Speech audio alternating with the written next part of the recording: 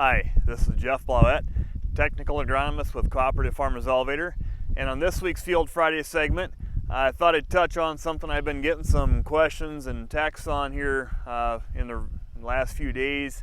As you drive around the country, it's gotten to be more and more visual now.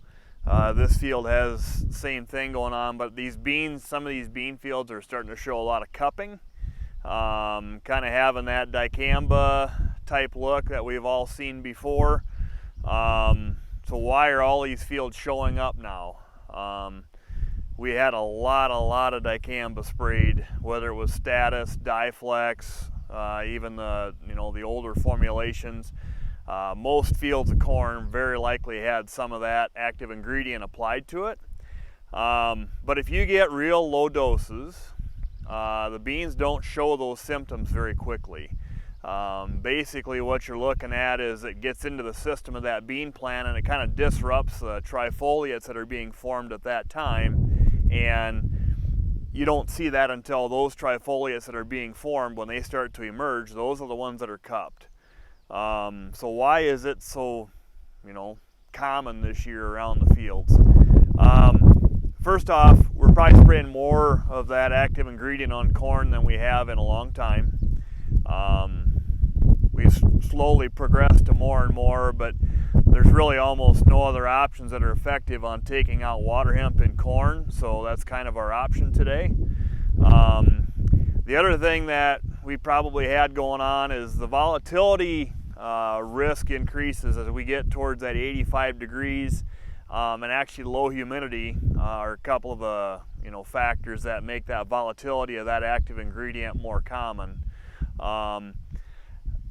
If you have a field right next to a cornfield that is much worse along the edge, that's probably physical drift. That happened from the time that herbicide left the nozzle and it didn't all get to the ground at the target, it moved into the neighboring area.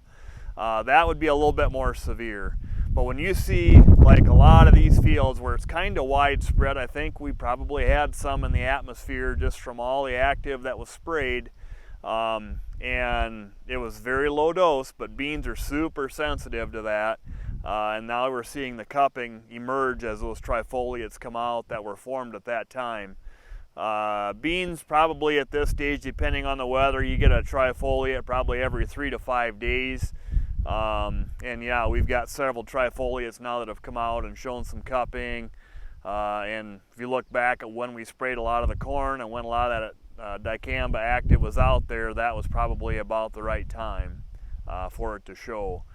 A lot of this, matter of fact, very much most of it, probably nobody did anything wrong. Everybody applied it at the right time. There wasn't wind blowing towards your beans necessarily.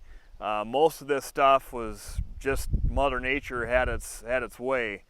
These beans, these are a little bit bigger beans maybe than even average, but even these beans don't have much of a root system yet. And we've been under enough drought stress here recently. We could really use a rain, hopefully here this weekend.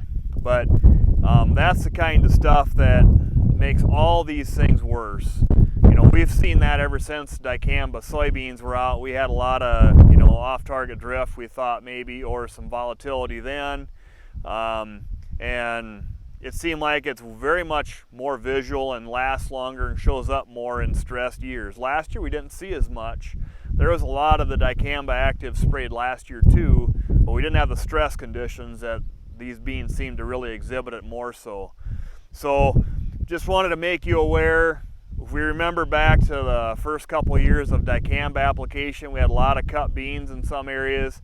Every time we checked yields, we basically never found any yield detriment. So in general, if it's not physical drift, I think we're going to be just fine. They're going to look wonky here for another week or so until those next trifoliates come out that probably have less or none of those cupping symptoms. But that's kind of why I think we're seeing what we're seeing.